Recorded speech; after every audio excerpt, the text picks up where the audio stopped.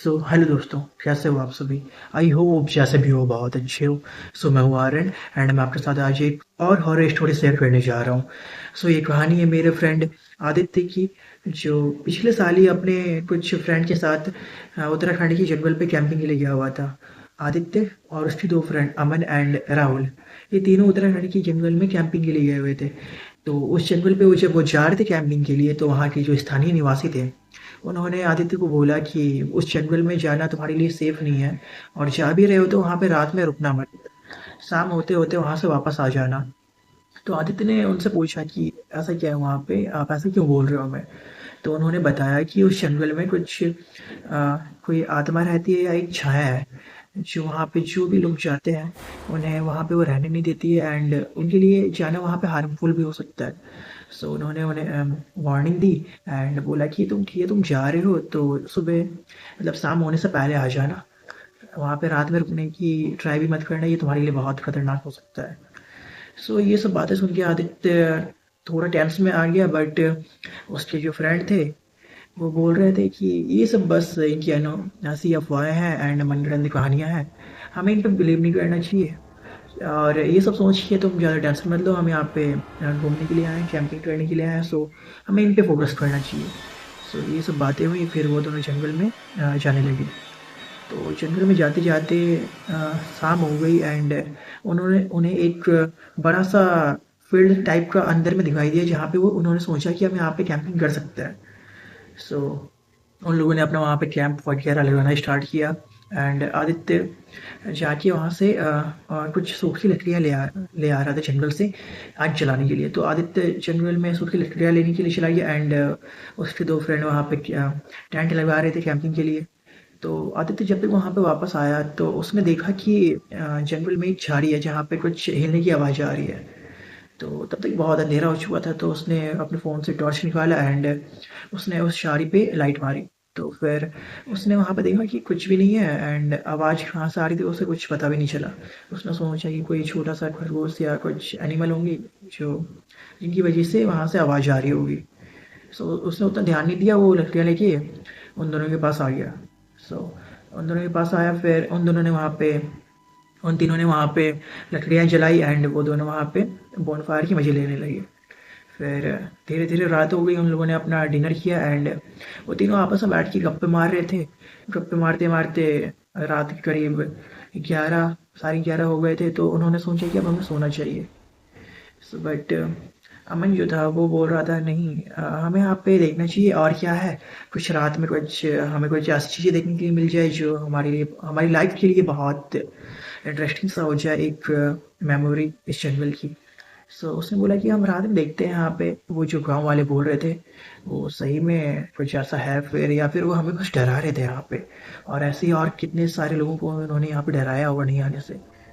सो उन दिनों ने डिसाइड किया ठीक है देखते हैं क्या होता है। फिर वो दोनों आपस में गप्पे मारने लगे एंड इधर उधर ध्यान देने लगे कि कुछ है यहाँ पे, या बस ऐसी उनकी मनगढ़ंत कहानियाँ थी।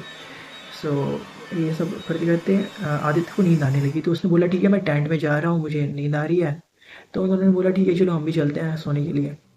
तो वो तीनों टेंट के अंदर सोने के लिए चले गए एंड बोनफायर उन लोगों ने पानी डाल के बुझा दी। सो वो तीनों सोने के लिए गए थे कि रात के करीब 3 बजे टेंट के बाहर से किसी के कुछ नोचने खरोचने की आवाज़ आई कि कोई टेंट को नोच रहा है। बहुत लाइक बहुत आवाज़ आ रही थी टेंट नोचने की, कि जैसे ही कोई बाहर में जानवर या कुछ जानवर हो, भालू या शेर कुछ भी, उन्हें ऐसा लगा कि बाहर में भालू वगैरह आ गए हैं वहीं नोच रहा है। तो बट आदित्य ने बोला कि नहीं, अगर भालू वगैरह होता या कोई जानवर होता तो वो यहाँ पे आवाज़ तो निकालता गुर्राता, बट कुछ आवाज़ नहीं आ रही थी, बस टेंट नोचने की आवाज़ आ रही थी। तो धीरे धीरे आवाज़ कम होती गई, तो फिर उन दिनों ने हिम्मत करके टेंट खोला एंड बाहर देखा। तो बाहर में कोई नहीं था, बट किसी के पंजों के निशान थे। वो पंजे बहुत ही ज़्यादा अजीब थे, लाइक ऐसी फुटप्रिंट उन्होंने कभी देखी नहीं थी। तो ये सब देख के वो तीनों बहुत ही ज़्यादा डर गए एंड उन्होंने डिसाइड किया कि वो टेंट से बाहर नहीं जाएंगे, वो सुबह होने के बाद ही टेंट से बाहर आएंगे। सो वो तीनों सोने की ट्राई कर रहे थे कि तभी आदित्य ने बोला कि चलो कोई एक साथ चलो मेरे, मैं बाहर देख के आता हूँ क्या है यहाँ पे। तो आदित्य के साथ अमन आदित्य एंड अमन बाहर गए देखने के लिए। तो बट राहुल बहुत ही ज़्यादा डरा हुआ था, इसलिए वो अंदर ही बैठा रहा। तो आदित्य एंड अमन जब बाहर गए देखने के लिए, तो आदित्य टेंट के अंदर बहुत अकेला था, कोई नहीं था उसके पास।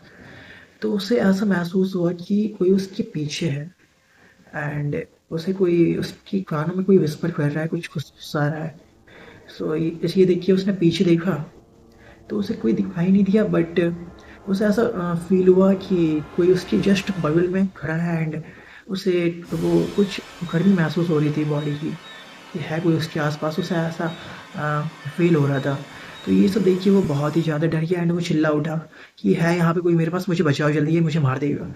राहुल ने बहुत जोर से चिल्लाया, तो ये आवाज़ सुन के अमन एंड आदित्य टेंट के अंदर आए दौड़ के, एंड उन्होंने उससे पूछा कि क्या हुआ, तुम ऐसे क्यों चिल्ला रहे हो।